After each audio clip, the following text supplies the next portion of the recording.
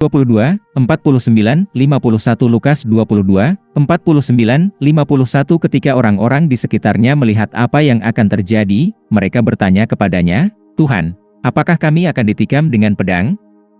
Salah satu dari mereka memukul hamba imam besar dan memotong telinga kanannya. Tetapi Yesus menjawab, "Setidaknya biarkan aku melakukan ini."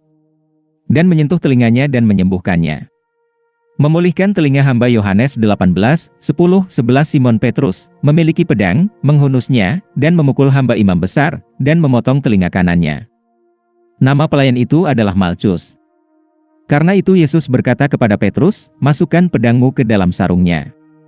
Cawan yang diberikan Bapa kepadaku, tidakkah aku akan meminumnya?"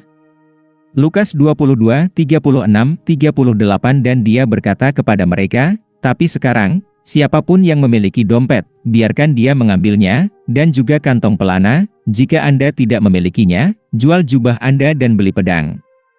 Saya memberitahu Anda bahwa ini yang tertulis harus digenapi dalam diri saya, dia termasuk orang jahat." Untuk apa yang menjadi perhatian saya telah berakhir. Mereka berkata, "Tuhan, ini 2 pedang." Dia berkata kepada mereka, "Ini sudah cukup." Apa yang diungkapkan hal ini tentang Yesus? Yesus bahkan akan menyembuhkan musuh-musuhnya. Catatan dan aplikasi, mengembalikan telinga seorang pelayan ini cukup berani di pihak Peter karena mereka hanya memiliki 2 pedang di antara mereka dan Peter memegang salah satunya.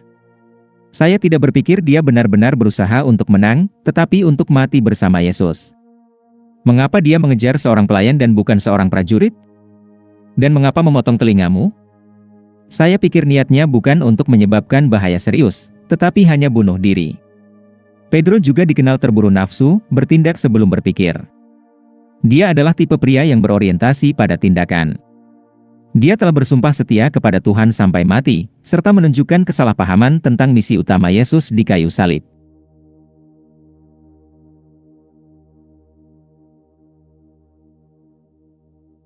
Matius 16, 21, 22 Sejak saat itu, Yesus mulai menjelaskan kepada murid-muridnya bahwa dia perlu pergi ke Yerusalem dan menderita banyak hal di tangan tua-tua, imam-imam kepala dan ahli-ahli Taurat, dan bahwa dia harus dibunuh dan hari ketiga dibangkitkan. Peter membawanya ke samping dan mulai memarahinya. "Tidak pernah, Tuhan." Dia berkata, "Itu tidak akan pernah terjadi padamu." Yohanes 13, 37, 38 Peter bertanya, "Tuhan, mengapa saya tidak bisa mengikuti Anda sekarang? Saya akan memberikan hidup saya untuk Anda." Lalu Yesus menjawab, "Apakah kamu benar-benar akan menyerahkan nyawamu untukku? Sejujurnya, sebelum ayam berkokok, Anda akan menyangkal saya 3 kali." Lukas pukul 22.33 Tetapi dia menjawab, "Tuhan, saya siap untuk pergi bersamamu ke penjara dan kematian." Dengan demikian, tindakannya tidak bertentangan dengan pola pikir itu. Dan saya yakin dia ingin membuktikan pengabdiannya. Tetapi pengabdiannya tidak memikul salib, karena dia kemudian secara terbuka menyangkal Kristus.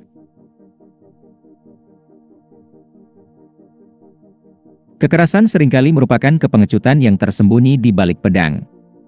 Petrus bertindak sebelum menerima firman dari Yesus. Terkadang doa seperti itu. Beberapa orang akan bertanya kepada Tuhan apa yang harus mereka lakukan, tetapi mereka sudah dibuat-buat tentang apa yang akan mereka lakukan. Mereka meminta untuk membenarkan tindakan yang dimaksudkan. Tentu saja kita harus memaafkan Peter di sini sampai batas tertentu karena tekanan keadaan. Tapi saya membayangkan dia tidak akan begitu cepat bertindak kasar jika dia tidak memiliki pedang. Aku bisa membayangkan dia membawa hari pedang memimpikan segala macam skenario yang dibayangkan tentang bagaimana dia akan mati secara heroik dalam pertarungan pedang. Mungkin ketika dia tertidur di taman ketika Yesus sedang berdoa, dia memimpikan skenario seperti itu, hanya untuk dibangunkan oleh kerumunan yang memegang pedang dan dengan demikian dalam gaya Jedi berlari untuk menyelamatkan, dengan pedang di tangan. Tapi tindakan seperti itu hanya bisa membuat musuh kita berhenti mendengarkan. Kami memotong telingamu. Muslim seperti itu, seperti banyak orang Yahudi. Mereka menunjukkan kekejaman kekerasan yang dilakukan terhadap mereka dalam nama Yesus dan kami memotong telinga mereka agar tidak mendengar. Cukup.